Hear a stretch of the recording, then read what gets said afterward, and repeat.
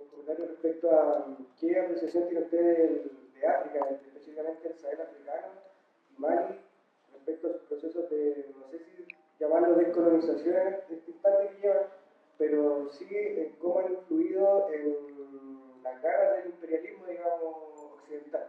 Porque si bien los sacaron de allá con su proceso, quizás también eso mismo llevó a que se replanteara la doctrina Monroe y todo este proceso neofascista. Eso en la organización también. Yo le quería hacer una pregunta, ya que usted vinculó en algún momento el fascismo más tradicional, más clásico, con el financiamiento que tenía de algunas empresas. No sé si, o corporaciones, grupos políticos, personas ricas del momento.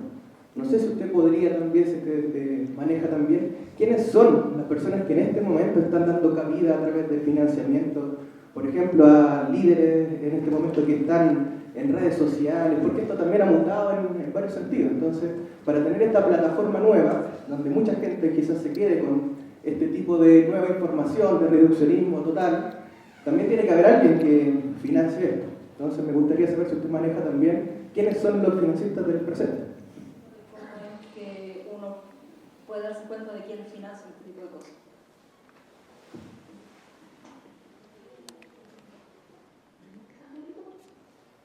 Bueno, yo no soy un especialista en África, pero ya que la compañera habló de África y de la lucha antiimperialista, agregaría yo, y anticolonialista, ahí nuevamente nos encontramos con el papel central de la Revolución Cubana. Porque no solo en esta última etapa, donde ciertos países herederos de Tomás Sankara y de líderes como Amílcar Cabral, Agustino Neto, etc., en la última etapa, hasta en este mundial hay un personaje que se disfraza de Patricio Lumumba, no sé si lo vieron, que fue un líder anticolonialista del Congo, muy querido por el Che Guevara, que lo asesinó el colonialismo, ¿no? Pero el gran papel de la descolonización en África, además de los propios pueblos de África, lo jugó la Revolución Cubana, la que comenzó por ahí toda la exposición de hoy. Les recomiendo un libro, no me crean nada de lo que yo digo, corroboren siempre, porque la gente miente mucho, corroboren, busquen por su cuenta, y hay un libro editado en Cuba por un compañero que se llama Piero Gleijeses, con J. G primero y J después. Piero Gleijeses.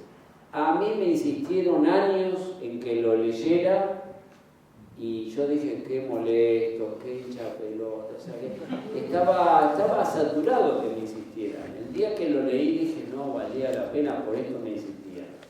Piero, les recomiendo que lo anoten. Piero Gleijeses. Y el libro se llama Misiones en Conflicto. Estados Unidos, Cuba y en aquella época la Unión Soviética. Aunque el libro es muy posterior a la Unión Soviética. Editorial Ciencias Sociales. Seguro que está en PDF en internet. Fue un libro alabado incluso por el New York Times, para que nadie crea, este hombre solamente está dando literatura de extrema izquierda. No, alabado por el New York Times. ¿Por qué? Porque tiene 200 páginas de bibliografía. Imagínate lo fundamentado que está el libro, que tiene de bibliografía y de fuentes 200 páginas. Imagínate toda la información que tiene el libro. Y fundamentalmente se centra en el papel de la Revolución Cubana en la liberación del apartheid, ¿no? El apartheid no terminó, como dijo el expresidente Obama, gracias a Estados Unidos. Eso es en las películas. Nelson Mandela, que era el líder de Sudáfrica, que estuvo como un cuarto de siglo prisionero, no salió de la cárcel porque los blancos se cansaron de tenerlo preso, sino porque hubo una guerra que duró muchos años entre Angola, que se había independizado, vamos para atrás, una vieja potencia colonial que hoy en día ya es una caricatura porque es un país totalmente periférico como nosotros, pero que jugó un papel en la conquista de América importante al punto que colonizó todo Brasil. ¿Qué país colonizó Brasil? Portugal. Fue una potencia colonialista durante siglos, nefasta. Bueno, Portugal tenía colonias en África también. Angola, Mozambique, si no recuerdo mal, Guinea-Bissau y varios más. Hubo un movimiento de militares marxistas, como verán el marxismo es una teoría universal, ni se reduce a la envidia, como dijo esta bestia, ni queda solo en Chile o Argentina. Es una teoría que sirve para todo el mundo. Hubo un montón de jóvenes militares, que en Chile y Argentina parece algo exótico y raro, pero no lo es, en Portugal, influidos por el marxismo. Me consta porque tuve el honor de conocer al jefe de ese movimiento, que lamentablemente ya murió, se llamaba el general Vasco González. Los mandaban a pelear al África, a matar población negra. Bueno, estos generales fueron influidos por los marxistas y dijeron basta de ir al África a matar población negra, nos vamos a rebelar. ¿Quién gobernaba Portugal? El fascismo, una dictadura de las más largas de Europa, que comienza en la época de Franco y sigue hasta la década del 70. Estos generales se rebelan y hacen un levantamiento que, como fue entre comillas pacífico, y había unas vendedoras de flores que apoyaron ese levantamiento contra el fascismo y le pusieron a los tanques flores en los cañones, se conoció como la Revolución de los Claveles. Si lo buscan en internet, la Revolución de los Claveles, 25 de abril. Los militares marxistas, apoyados por todo el pueblo y por la gente joven, tiran abajo a la dictadura fascista en Portugal, que era de lo último que quedaba del fascismo en aquella época en Europa Occidental. Entonces, en África, que es tu pregunta, muchos movimientos insurgentes aprovechan que por fin tiran abajo la dictadura colonialista y fascista en Portugal y declaran la independencia. Uno de los primeros es Angola, y Guinea-Bissau y Cabo Verde, etc. Mozambique. Uno de los líderes insurgentes, político-militares, negro de África, se llamaba Amílcar Cabral, muy amigo del Che Guevara y de Fidel Castro. Estuvo en Cuba, dio discursos en Cuba que se pueden todavía hoy, si van a la librería Nuestra América, deben encontrar ahí. Hay uno que se llama el libro Tricontinental, Rebelión de los Condenados de la Tierra. Ahí están muchos discursos de Amílcar Cabral. Bueno, declaran la independencia. Como siempre, el régimen capitalista imperialista acepta fácilmente abandonar sus territorios. No, se resisten con las armas en la mano. ¿Quién encabeza la resistencia contra el pueblo negro que se acaba de independizar aprovechando que cayó el fascismo en Portugal? Sudáfrica. Sudáfrica era un país con un 90% de población negra y un 10% de blancos fachos de origen inglés y holandés. Esos son los africanos. Y tenían un régimen donde la población negra estaba reducida a guetos. Y no podía ir a la misma escuela que un blanco, no podía tomar el mismo autobús que un blanco. Entonces entran en guerra y el ejército sudafricano invade Angola para sofocar la independencia del pueblo negro. Entonces Fidel Castro, al que muchos acusaban de ser un burócrata, estos que en Argentina tienen la hegemonía hoy, mis amiguitos de la izquierda argentina, el burócrata Fidel Castro, siempre dijeron el Che Guevara era un internacionalista en serio, en cambio Fidel era un burócrata que solo quería la cuestión en Cuba y no ayudaba a nadie. Resulta que al Che ya lo habían matado en Bolivia hacía más de 10 años. Y Fidel, ¿sabes cuánta gente mandó a pelear al África? 450.000 cubanos y cubanas. Pero no lo mandó de manera obligatoria, era voluntario. El que se enrolaba iba a pelear al África en defensa de los pueblos negros. 370.000 eran combatientes, si no recuerdo mal las cifras. Y 80.000 eran médicos, médicas, enfermeros, enfermeras, maestros, maestras, ingenieros. En total 450.000. Para un país como Cuba, que no llegaba ni a 10 millones en total, mandó una porción importantísima de su población. Y entran en guerra.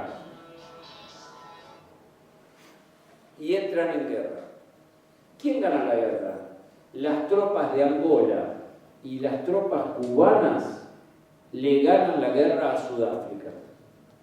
Me lo contó un amigo, además de leerlo ahí, que es amigo del compañero de la librería y de la asociación José Martí, que él puede contar mejor. Se llamaba Pombo, que era un compañero de Che Guevara. Había peleado con el Che en la Sierra Maestra, luego había estado con el Che en África, en el Congo, lo acompañó al Che a Praga y estuvo también en la guerra, después que lo mataron al Che, fue con el Che a Bolivia, logró escapar, vino a Chile, que lo recibió, según tengo entendido, Salvador Allende, y de ahí volvió a Cuba y siguió peleando y se fue de nuevo al África. Bueno, él me contó, recuerdo la anécdota, que las tropas cubanas estaban en la ciudad de Cuito, Cuenavale, que fue la gran batalla, y le dicen a los sudafricanos, estamos a tiro de Johannesburgo, ¿entramos o no entramos? Y los blancos de Sudáfrica tenían pánico, le dijeron, no entren, nos rendimos. Bueno, tienen que liberar a Mandela, tienen que irse de Angola, tienen que irse de Namibia y tienen que terminar con el apartheid. Sí, tranquilos, no entren. Aceptaron todo, porque perdieron la guerra, los neonazis de Sudáfrica. Gracias a la Revolución Cubana, y el que dirigió esa guerra fue Fidel Castro en persona.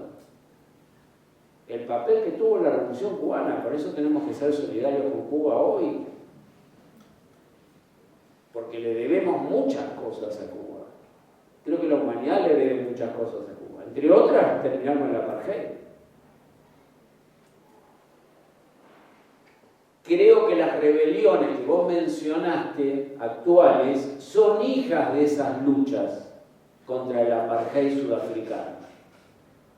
Y gracias a Cuba se terminó el apartheid, liberaron a Mandela, se reconoció la independencia de Angola, se reconoció la independencia de un país que a partir de ese momento comenzó a llamarse Namibia, porque hasta ese momento Sudáfrica no lo reconocía.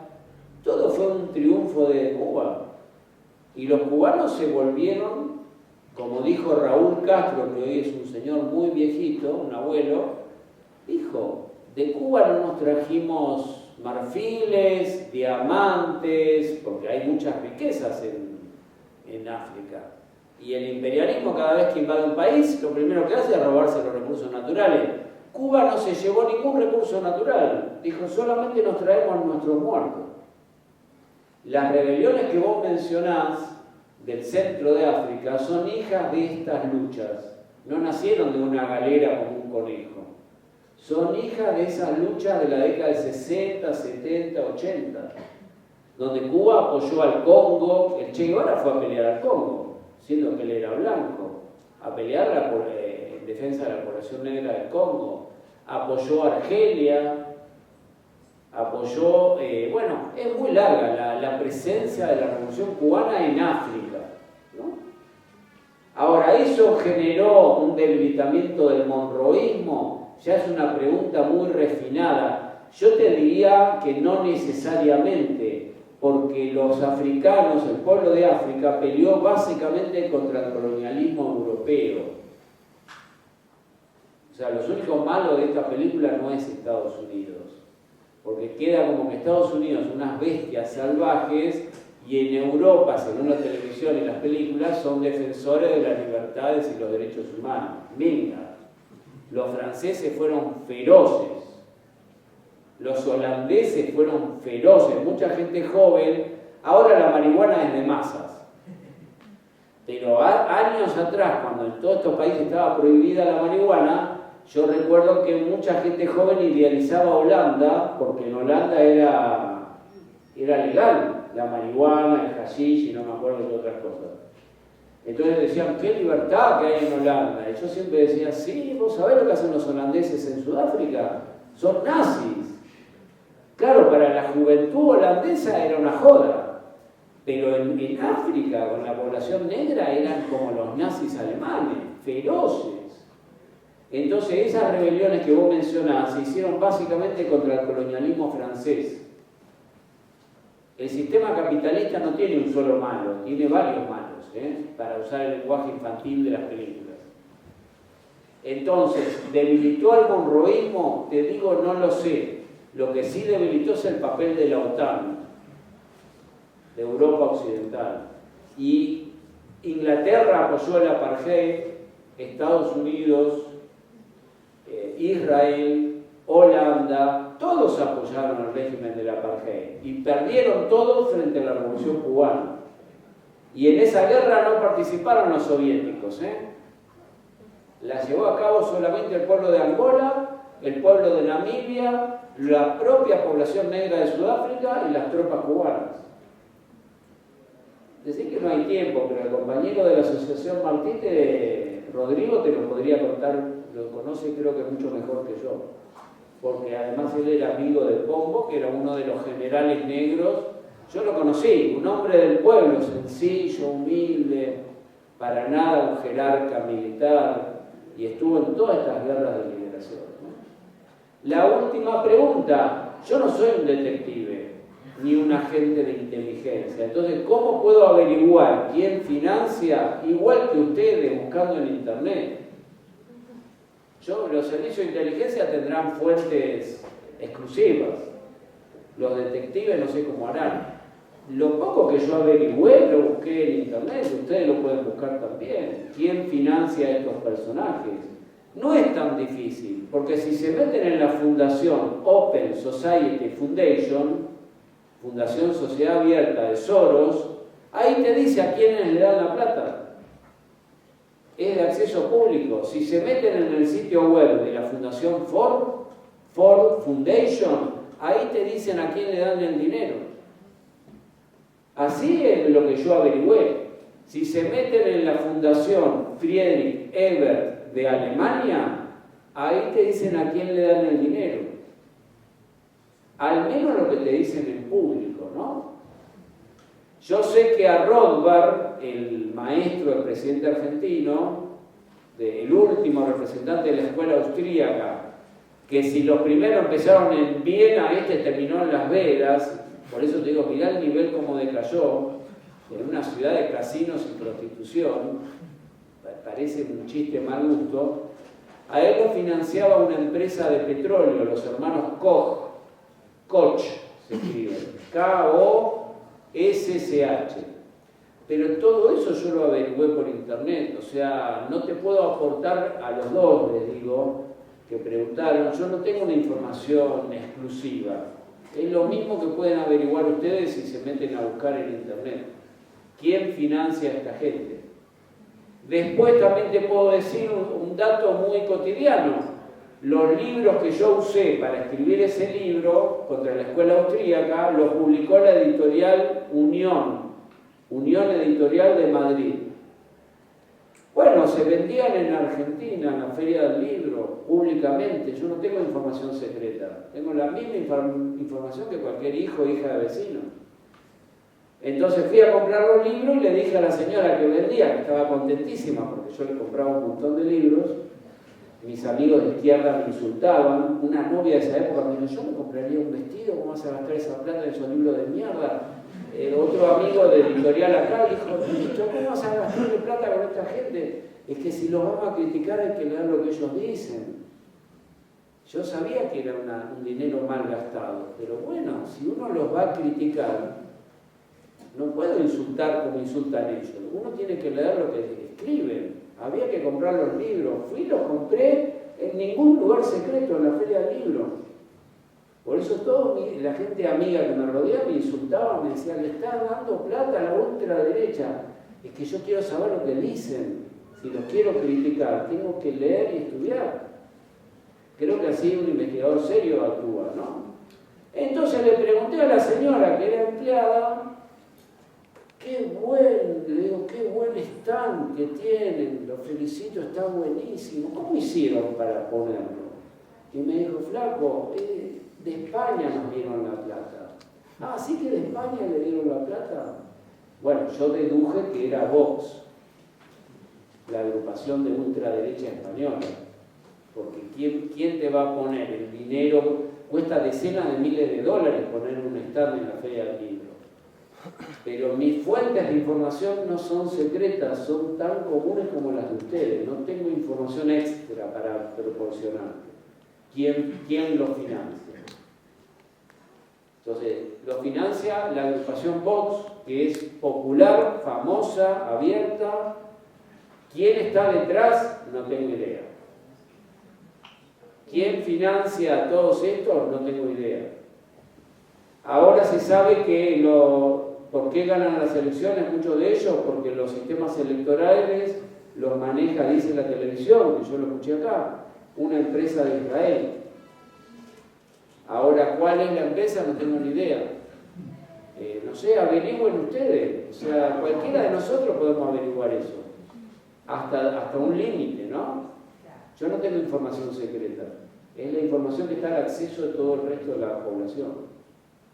Muchas gracias. Vamos a abrir un nuevo espacio para que los asistentes puedan hacer sus preguntas o reflexiones. Vamos a partir por acá.